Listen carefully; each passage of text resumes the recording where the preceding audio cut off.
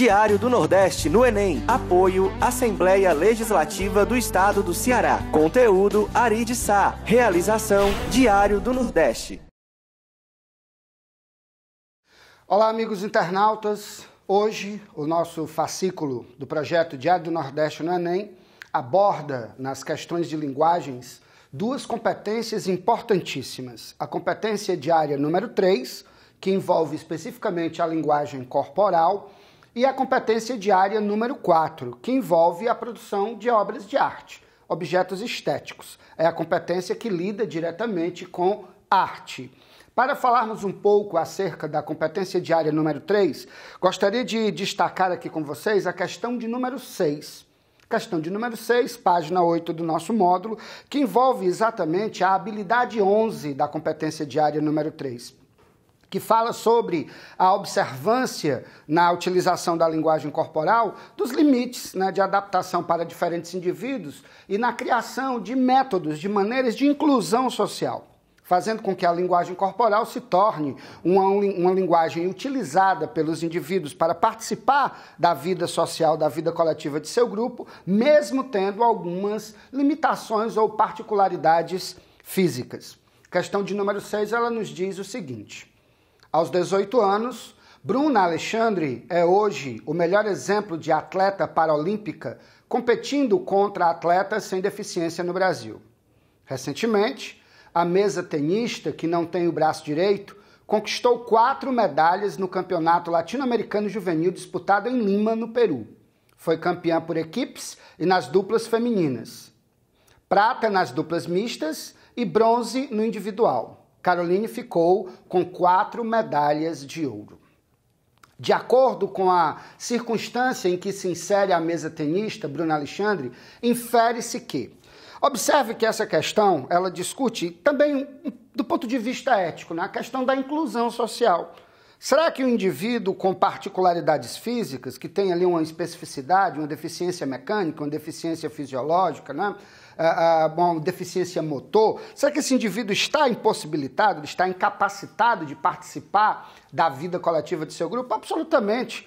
Nós temos que criar mecanismos de inclusão social. É aí que entra, por exemplo, a questão da vaga do cadeirante para facilitar o acesso ao cadeirante a diversos espaços de uso social coletivo. Aí é que entra a guia de cegos nas calçadas para orientação dos indivíduos com algum tipo de deficiência visual. É aí que entra, por exemplo, a Olimpíada ou a Paralimpíada, em que você cria circunstâncias específicas para que diferentes indivíduos com diferentes condicionamentos físicos possam praticar atividades desportivas, por exemplo. O item A fala no seguinte: a limitação mecânica imposta pela ausência de um membro inferior foi elemento determinante para o crescimento da perseverança da atleta? A letra B: a ausência de um dos braços de Bruna fez com que a atleta decidisse competir apenas com atletas paralímpicos? Alternativa C: o fato de não possuir um dos braços não impediu Bruna, além de praticar um esporte, de competir com atletas sem limitações físicas? D: a presença de tantas limitações acabou gerando na atleta o senso de que apenas o tênis de mesa era um esporte que ela conseguiria praticar? E: limitações físicas sempre foram um empecilho para Bruna Alexandre até o surgimento do tênis de mesa em sua vida? Observe que o fato de ela não possuir um membro não a impediu de participar de atividades esportivas na área do tênis de mesa, conforme se afirma na alternativa de letra C. O fato de não possuir um dos braços não impediu Bruna, além de praticar um esporte, de competir com atletas sem limitações físicas. É o caso exatamente também do grande corredor sul-africano Oscar Pistorius, chamado de Blade Runner, que com suas pernas de titânio chegou inclusive a competir com atletas não deficientes em Jogos Olímpicos. Então, é o caso de que a habilidade 11 nos leva a refletir acerca da necessidade de inclusão social, mesmo para indivíduos com diferentes capacidades físicas. Questão, portanto, resposta correta, letra alternativa C. Ainda versando acerca da competência diária número 3, gostaria de destacar a questão de número 2, da página 11 do módulo. Essa questão traz uma imagem de um atleta numa atividade com uma bola. uma esfera, e através dessa atividade física ela está demonstrando o uso de uma determinada capacidade física, de uma determinada habilidade física. São exatamente as capacidades que podem ser treináveis no nosso corpo. Então é interessante você imaginar que você tem que capacitar, você tem que educar o seu corpo para aquilo que você pretende fazer com ele.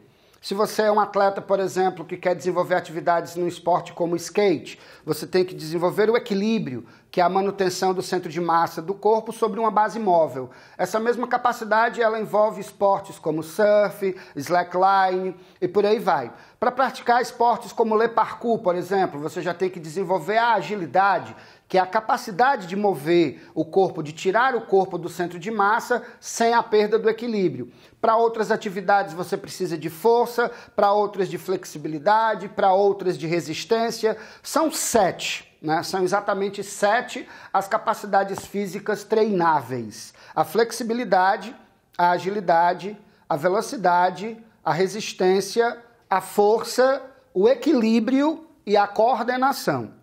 Observe que são 7 as habilidades físicas. Isso exatamente a gente aprende na educação física, né? Você tem que treinar o seu corpo, educar o seu corpo para aquilo que você pretende fazer com ele. Isso vale para o esporte, mas também vale para a dança, também vale para as atividades profissionais. Se você passa o dia todo diante de um computador teclando ou digitando, você tem que exercitar os tendões, tem que exercitar a coluna através da ginástica laboral para não sofrer de uma lesão por esforço repetitivo. Observe que a imagem ela está demonstrando, através da atividade física, do exercício, o domínio de uma determinada capacidade física. A pergunta é a seguinte: as capacidades físicas são definidas como toda propriedade física treinável em um organismo humano. É através delas que executamos ações motoras simples e complexas. Na imagem acima, a capacidade física predominante no movimento é a flexibilidade, que é exatamente a capacidade de mostrar mobilidade nas articulações. Joelhos, cotovelos, coluna, pernas, braços. É exatamente enfim, capacidade física que nós vemos em atletas contorcionistas, por exemplo, nas atividades circenses. Então, a flexibilidade é exatamente o que está sendo demonstrado aqui como capacidade física. Lembrando que há outras 6 e é interessante que nós devemos perceber qual delas deve ser preparada para o tipo de atividade física, seja esportiva, seja de trabalho ou de dança, que nós vamos desenvolver. Portanto, para a questão de número 2, letra A como alternativa. Muito bem, amigos webnautas, na sequência do trabalho, chegamos agora na questão de número 10. Essa questão envolve a competência diária número 4, a habilidade 13. Nós devemos perceber nos objetos estéticos diferentes culturas, padrões de beleza, preconceitos. Na arte, ela reflete um determinado momento, ela reflete uma determinada época e também traz ali padrões de beleza, princípios estéticos, preconceitos, conceitos dos muitos artistas. É interessante lembrarmos, caros webnautas, que para a prova do Exame Nacional do Ensino Médio, as correntes de vanguarda europeia são sempre um assunto de arte cobrado. Por quê? Porque elas são a base da compreensão da arte moderna, da arte a partir do século XX. São 5, né, as principais vanguardas: surrealismo, cubismo, expressionismo, futurismo e o dadaísmo. Cada uma delas representando um determinado conjunto, né, de padrões de beleza, de preconceitos, de conceitos, enfim, de elementos que identificam dados culturais, sobretudo europeus, já que as correntes de vanguarda surgiram na Europa nos primeiros anos do século XX. Vamos observar aqui uma questão que envolve, por exemplo, o surrealismo. O surrealismo foi um movimento artístico e literário nascido em Paris na década de 20. Inserido no contexto das vanguardas que viriam a definir o modernismo no período entre as duas grandes guerras mundiais, reúne artistas anteriormente ligados ao dadaísmo, ganhando uma dimensão mundial. Fortemente influenciado pelas teorias psicanalíticas do psicólogo Sigmund Freud, o surrealismo enfatiza o papel do inconsciente na atividade criativa. Um dos seus objetivos foi produzir uma arte que, segundo o movimento, estava sendo destruída pelo racionalismo. O poeta e crítico André Breton era o principal líder e mentor deste movimento. porque é que é interessante nós observarmos no comando da questão, que há aqui um conceito, uma definição do que é o surrealismo como estética que propõe uma atitude antirracional ou antirracionalista, a partir da valorização do onírico, do sonho, né? Não adianta você querer me pedir qual é a interpretação de uma obra de Breton ou de um quadro de Salvador Dalí. Por quê? Porque elas são produto do subconsciente e do inconsciente. Portanto, são visões muito pessoais, muito particulares, a partir de elementos de natureza interpretativa. Observe nos 5 itens, nas 5 alternativas apresentadas, qual delas se encaixa melhor no conceito apresentado no comando da questão. A letra A, inicialmente, traz um trecho da canção Flores Astrais do grupo brasileiro Secos e Molhados. Um grito de estrelas vem do infinito e um bando de luz repete o grito. Todas as cores e outras mais procriam flores astrais e o verme passeia na lua cheia. Na alternativa B, de janeiro a janeiro, olhe bem no fundo dos meus olhos e sinta a emoção que nascerá quando você me olhar. O universo conspira a nosso favor, a consequência do destino é o amor, e para sempre vou te amar. Na letra C, não mais que 3 semanas, da Legião Urbana. Não mais que 3 semanas e sempre um sorriso, quando lembro foi ano passado. Tão correto e tão bonito, o tempo é realmente um dos deuses mais lindos.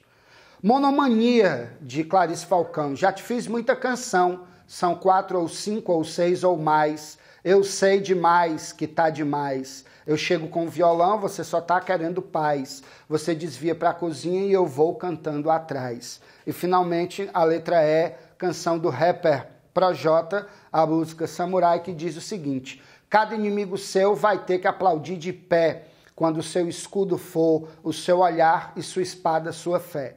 Quando a sua meta for felicidade, não vitória.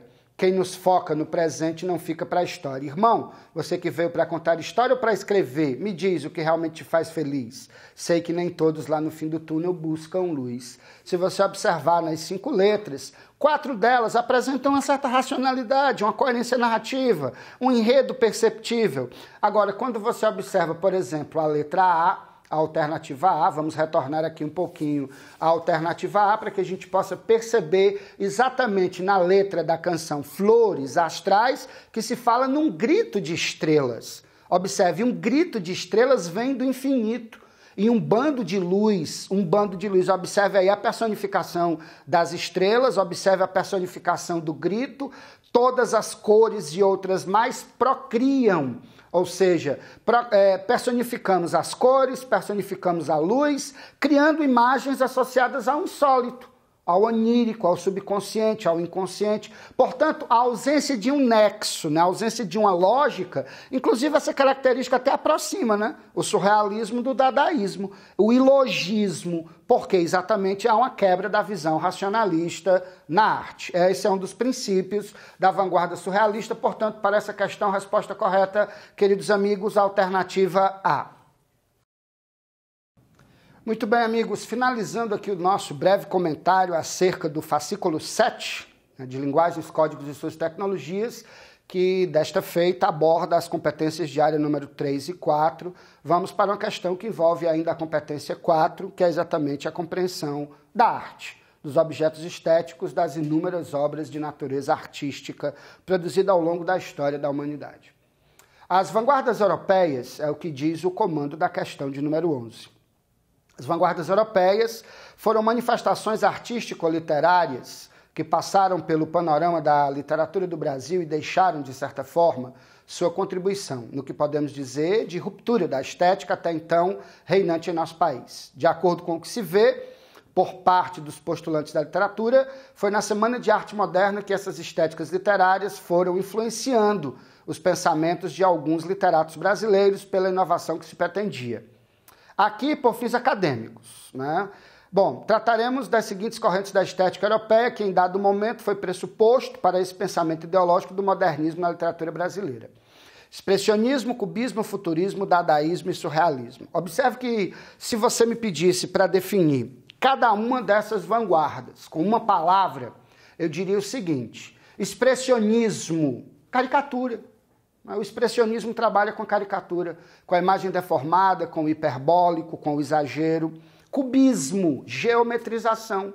O cubismo trabalha com a fragmentação geométrica, triângulos, retângulos, cubos. Futurismo, eu diria velocidade. Velocidade, né? Movimento, a ideia de dinamismo, a ideia de aceleração, progresso. Então, velocidade é uma palavra fundamental. Dinamismo, movimento, cinética, são talvez as palavras, todas elas dentro da mesma área de significação, que definem muito bem essa estética ligada ao progresso, ao avanço científico e tecnológico do século XX. O dadaísmo é o ilogismo, né? A ausência de nexo, a ausência de lógica, uma quebra com o conceito tradicional de arte, propondo exatamente a criação de uma nova ideia para o que seria a arte, quebrando aquele conceito aristotélico, né? O conceito clássico de que a arte é mimese e catarse. O artista imita a vida para provocar em nós diferentes emoções. O ilogismo do dadaísmo, dada quer dizer exatamente nada, né? Uma quebra com o padrão racional e lógico da arte. E o surrealismo seria o onírico no sentido do sonho, da manifestação do subconsciente, do inconsciente, do plano mais profundo da alma humana, do plano mais recôndito do comportamento humano. Observe esse objeto estético colocado. Se eu pedir para você interpretá-lo, para você analisá-lo, o que é que você vai dizer? Professor, o que é isso? Por quê? Porque não há uma lógica imediata, não há uma lógica aparente, não é um elemento figurativo, ele não está imitando uma pessoa, uma paisagem, uma cena racionalmente tirada da natureza. Então essa quebra com o preceito lógico, essa busca de um novo conceito, aproxima essa obra, no primeiro momento, estranha, da estética dadaísta. Portanto, para a questão, a resposta correta é a letra A. Levando em consideração a definição acerca das vanguardas europeias, a imagem acima melhor se enquadra no dadaísmo, cubismo, surrealismo, futurismo ou expressionismo. Se houvesse a ideia de hipérbole, seria expressionista. Se houvesse a ideia de dinamismo, seria futurista. Se houvesse um sonho onírico, seria surreal. Se houvesse uma geometrização, uma fragmentação em cubos e triângulos, seria cubismo. Como há o ilogismo, como há a quebra da lógica, como não há uma figuratividade tradicional, essa obra se encaixa perfeitamente nos conceitos do dadaísmo. E aí ficam, meus queridos internautas, algumas dicas acerca da estrutura, da organização do nosso volume 7, do módulo Enem de Linguagens, Códigos e Suas Tecnologias. Um forte abraço a todos e até o nosso próximo encontro.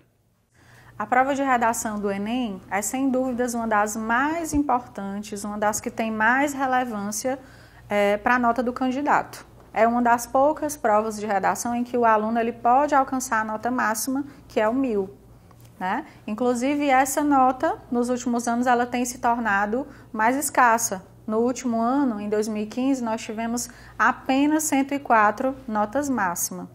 Isso mostra uma maior exigência, um maior critério em relação à correção dessa redação por parte do INEP.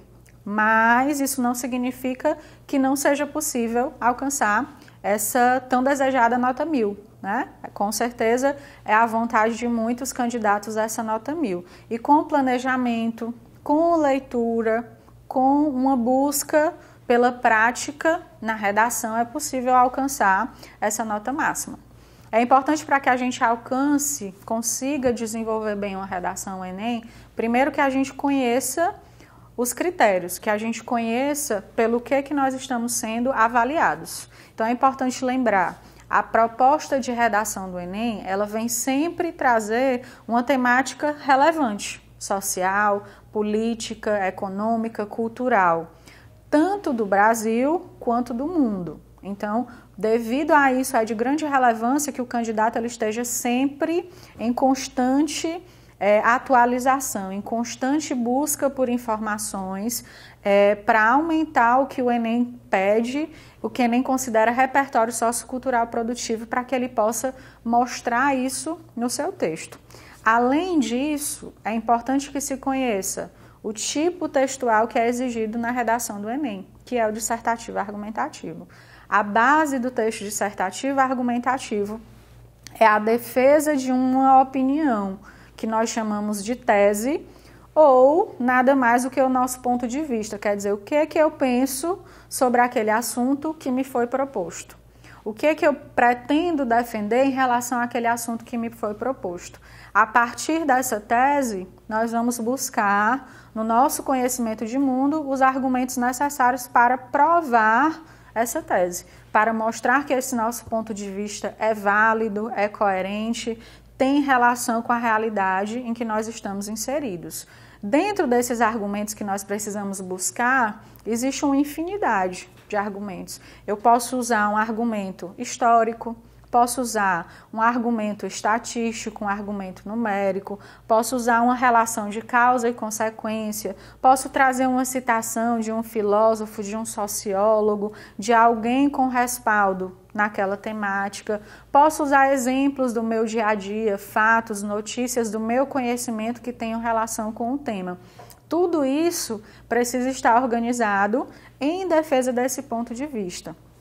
E aí, além de apresentar esses argumentos, nós temos que refletir sobre essa situação e analisar uma possível problemática em relação a ela, que vai ser solucionada ao final do texto, que é exatamente esse o diferencial da redação do Enem. Existe a necessidade de o candidato apresentar uma solução ao final de seu texto para um problema que ele tenha discutido de forma concreta, explicando as causas, exemplificando. E essa solução também precisa ser detalhada. A gente deve pensar no seguinte para fazer uma boa solução.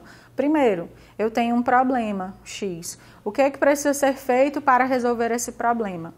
Segunda pergunta que precisa ser respondida. Quem?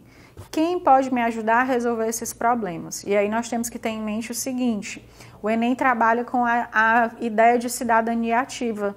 Então, em nenhum momento a gente pode propor uma solução que tenha como foco somente o governo. Ele pode sim ser o responsável por várias soluções, mas nós precisamos contar com o restante da sociedade. Eu posso contar, por exemplo, com a escola, com a família, com a universidade, com as associações de moradores, os sindicatos dos trabalhadores, com ONGs, com grupos midiáticos, com os indivíduos que são conscientes a respeito desse problema e que podem se mobilizar para agir e tentar solucioná-lo. É importante pensar nesse corpo social que vai ajudar a resolver esse problema. E é preciso também uma última pergunta, e essa é talvez a das mais importantes, que é o como. É esse como fazer para resolver aquele problema, como agir para resolver aquele problema. Por exemplo, eu posso pensar na escola educando os jovens por meio de uma palestra. Eu posso pensar na família, dialogando com os jovens a fim de conscientizá-los sobre algo. Então é importante que esse como ele venha explícito nessa solução a fim de que ela realmente fique detalhada. E um outro diferencial que a redação do Enem exige é o respeito aos direitos humanos. Então, ao longo do texto do aluno, ao longo dos seus argumentos, em nenhum momento ele pode trazer nenhuma ideia que demonstre preconceito, discriminação, ideias de violência, tortura contra determinados grupos, nada que fira os direitos humanos, porque se isso acontecer, o aluno tem a sua nota zerada. Então é importante se atentar a esses pontos para que a gente possa se adequar ao que realmente a redação do Enem exige de nós. É importante também lembrar sob que critérios nós vamos ser avaliados. Essa redação ela vai ser avaliada a partir de 5 competências e cada uma dessas 5 competências avalia uma habilidade do candidato. A competência 1, que vale 200 pontos, temos a prova que vale 1.000, dividida em 5 competências, cada uma delas vale no máximo 200 pontos. A competência 1 analisa escrita e gramática, especificamente, é a parte mais gramatical da correção do Enem. A competência 2 analisa, primeiro, o entendimento da proposta. Se o aluno entendeu o que a proposta exige. E aí, para essa ajuda, para que o aluno possa entender melhor a proposta, na prova de redação do Enem existem os chamados textos motivadores. E esses textos, eles ajudam o aluno a refletir, a suscitar reflexões sobre o que se quer, o que se espera dele. É óbvio que o aluno não pode se fixar só nesses textos, ele precisa extrapolá-los, ele precisa trazer informações extras, mas ele pode utilizá-los, pode tomá-los como base, para ajudá-los nesse entendimento da proposta. Uma outra análise, outra exigência da competência 2 é o tipo textual. Vai ser analisado se o aluno realmente fez um texto dissertativo argumentativo ou se ele fugiu disso. Outro ponto é o repertório sociocultural produtivo, que é aí que entra exatamente esse conhecimento de mundo, essa leitura de mundo que o aluno faz. Tudo isso é analisado na competência 2. Na competência 3, nós temos a argumentação, a coerência nos argumentos, se eles são organizados adequadamente, se eles fazem sentido dentro do texto e com a realidade em que a gente vive. Competência 3, argumentação. Competência 4, coesão, especificamente, a ligação entre os parágrafos, entre as frases, é a sequência do texto. Se aquela organização das ideias está coerente, também faz sentido. E por último, a solução, que deve ser detalhada, viável e principalmente respeitar os direitos humanos. Caso contrário, o aluno zera o seu texto. Esperamos que os comentários sejam úteis. O fascículo traz para vocês informações adicionais, mais aprofundadas a respeito da redação, além de a prova do ano anterior, a proposta, com comentários a respeito da proposta, interpretações dessa proposta, além de um exemplo de uma redação nota 1000 sobre o tema do Enem do ano passado, que foi a persistência da violência contra a mulher na sociedade brasileira. E esse texto é um texto real de um aluno que tirou 1000 no Enem do ano passado. A gente anexou o texto e ainda tem comentários para vocês perceberem os benefícios, o que o aluno fez de positivo que o levou a alcançar essa nota máxima. É isso, até a próxima. Diário do Nordeste no Enem. Apoio Assembleia Legislativa do Estado do Ceará. Conteúdo Ari de Sá. Realização Diário do Nordeste.